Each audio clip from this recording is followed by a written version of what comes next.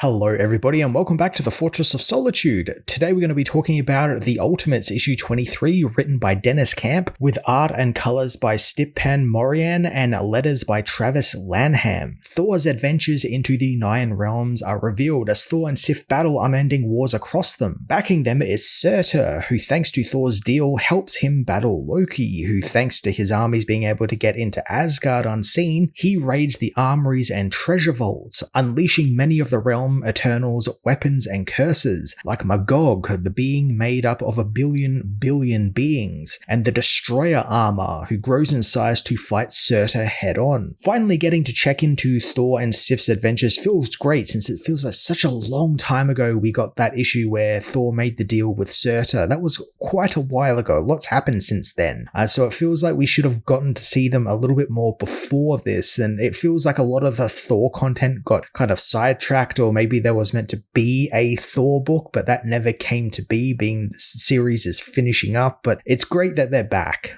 Camp also framing it again in his rhyming poems, kind of doing that heroic prose like in the last Thor issue, is great. I love that he did that sort of extra creative thing for Thor. But I gotta say, the highlight of the issue is Stipan Morian's beautifully rendered artwork. Like, every page is just an immaculate, detailed painting filled with this love and time and care. Feels like a Bill Sienkiewicz comic from the early 80s, or something you'd see in like a John Borman film. As Surtur battles the Destroyer, the gods of Vanaheim rise and fight back, and when the gods begin to war with one another, time begins stretching, with minutes becoming millennia and millennia becoming moments. The war erupts into the other realms, and the dwarves of Nidavellir rise up against Loki as Magog begins gaining ground across the realms, proclaiming that he's going to erase the Asgardians from existence, just as they did his people. Sif takes her fight up against the being, leaving Thor behind to battle the creature herself for over 40 fortnights. Sif looks to be winning the fight, but after one slipped combat stance, Magog takes the opportunity to grab the warrior woman and crush her to death. Sif, though, gets the last laugh as her sword is driven right through the being's chest when he crushes her, killing him instantly as well. Everything about this issue has me so hyped. The visuals, the way Camp is unraveling this fairy tale of a lone warrior against the monster. It's classic high fantasy stuff, and it's a great test run for like what a Camp written Thor book would be like. Like, this would absolutely kill as a Thor ongoing series,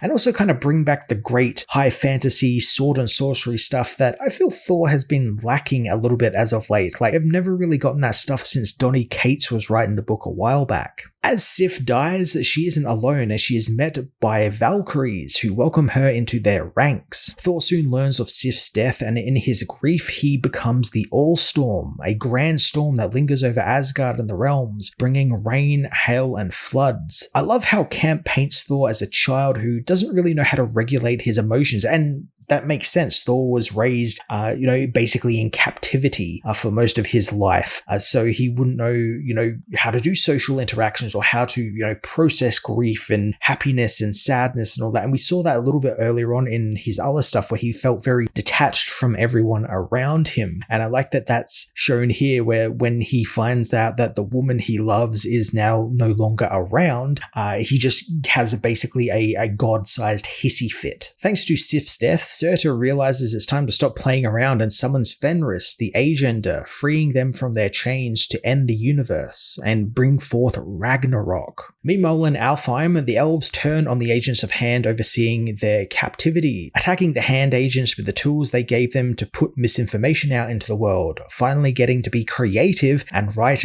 their own endings. Hela soon hears Ragnarok is coming, signaling Loki to set a time and place where all the gods and giants in every realm race will converge for the final fight. Loki, to bolster his forces, brings forth the frost giants and summons primeval proto-powers, which claw their way out of the ground to fight for the Lord of Lies. See, this is what I was saying when the entire book could have been maybe one or two arcs. The big setup for the Ragnarok being one arc, and then the Battle of the End being the next arc. We could have gotten more detail about this sort of stuff, stuff we see in real mythology. Fenris rising, proto-powers, frost giants, all this sort of stuff that's really interesting to me that we're just kind of getting glimpses of here, which I guess also kind of informs like what the story is like, where like, yeah, you would, like, if you're listening to these stories of old, you would just get like these fleeting glimpses of things. Like the story is just like too much and you have to kind of condense it to make sense to people. So I can kind of see what Camp is doing there. He's kind of using the fact that the universe is ending and he has to wrap everything up to his advantage with this whole heroic prose thing he's doing. In that regard, it's just plain genius. But again, I really wish we got to see a bit more of Thor's world in the Ultimate Universe. The final battle begins and Heimdall is the first to die, followed by the Destroyer armor, which Surtur melts with his bare hands, turning it into a pile of slag before reforging it into a new version of his sword Twilight, which he plunges into the World Tree, setting it on fire and hailing the end. I hate we didn't get to see any of this stuff with Surtur and the Destroyer. We saw one page of it, and again, it's because, you know, it has to be all wrapped up in one issue, but this is stuff that I would have loved to have gone deep into, you know, the Surtur versus the Destroyer battle that went on for eons, and just, you know, really big it up as like this big moment. As the World Tree burns, Loki kills Tyr and Thor chases Fenris, rising into the sky to meet the wolf that is chasing the sun. Fenris mocks Thor, asking if he's going to try and stop him, but Thor refuses, telling the wolf that he is the one who set him free, since he set Surtur loose on the realms. Surprisingly, Fenris stops, if but for a moment, since he knows this isn't the Thor he remembers. But it was only a moment, as the wolf swallows the sun before returning to its slumber. I really love the swerve away from the real tropey ending where Thor is able to convince Fenris to stop and, you know, save the world. You know, Thor wants to bring on Ragnarok. He wants to die in order to get rid of the Maker's influence on the world, because, you know, Ragnarok will bring a rebirth to the world and kind of reset everything back to factory settings, if you will. Loki soon appears, attacking Thor for ruining everything, and both brothers fight across all of the realms, with Thor trying to convince Loki that this isn't right and isn't who he is, as the Maker has unmoored them from their wheel of life, and thanks to Ragnarok, their rebirth will help rid them of Maker's influence, and finally they can be the gods of different dreams and dawns, and gods of a new world. After what is probably a millennia of battle, the brothers stop fighting and Loki just collapses in Thor's arms, breaking down crying as Asgard and every realm burns around them. Thor's role here as an agent of change for Loki is so good. It's the perfect role for him, and I just love that it wasn't just beating Loki into submission, you know, breaking his staff or, you know, something like that we've seen time and time again. It was him just using his words to remind Loki that he is a god who is constantly changing, because, you know, he's the god of lies. You know, lies constantly change. You're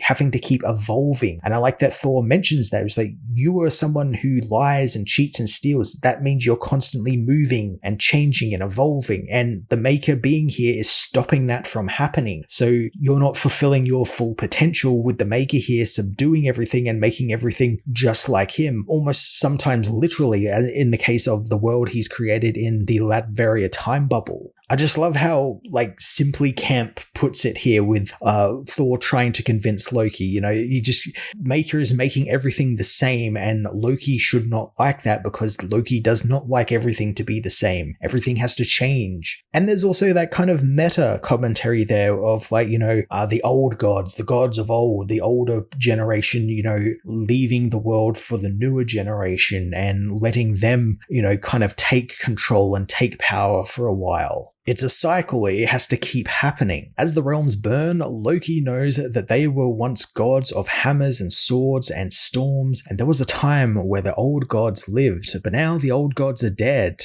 and something new can come after them. Ultimates issue 23 was an utter masterpiece of an issue. I adored everything about the issue, from how Camp decided to tell the story in this great rhyming poem, heroic prose, in such an awesome creative swerve that he's been doing with everything Thor related in this entire run. It really makes me want a Dennis Camp written Thor book. I think he'd be a great writer for Thor. I did want to see a lot more of the things we got kind of teased throughout this issue. I could see why they were teased, because the book is coming to an end, so we don't really have time to delve into it. But there was some really cool stuff in here that I really wish got expanded upon, and it's a shame we're never going to get to see any of that sort of stuff, because it was just so awesome. Just the little bits here and there that Camp explained about Surtur and the Destroyer fighting, Fenris rising to swallow the sun. There's some really interesting things in there.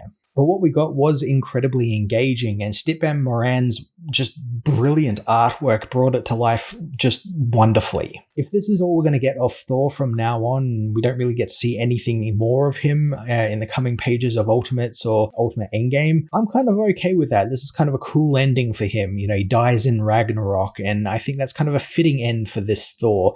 But that being said, I'd kind of like to see him interact with the Ultimates a little bit more and have some sort of connection to their story with the Maker a little bit more. I feel like that's where the issue really let me down, in that connection to the Maker and, you know, meeting up with what the Ultimates are doing in Endgame and in the Ultimate Ongoing. However, I thoroughly enjoyed this book. It's one of the best issues of this series, and that's saying something because this series has had a lot of great issues. I'm going to give this issue a 10 out of 10.